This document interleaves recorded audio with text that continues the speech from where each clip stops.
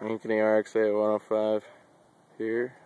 Just doing a video on the new car I just acquired.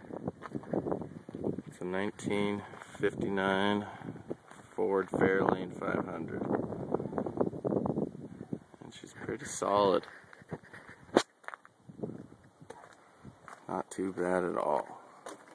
I mean, some rust in the fender wells over there, but the trunk seems to be,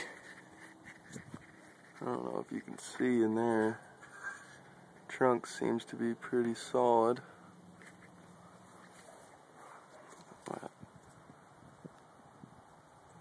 It's my 2012 car.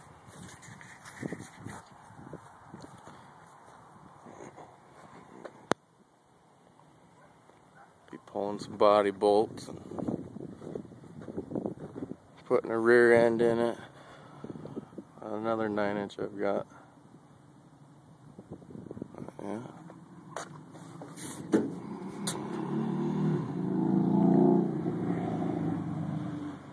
Stay tuned for the build report.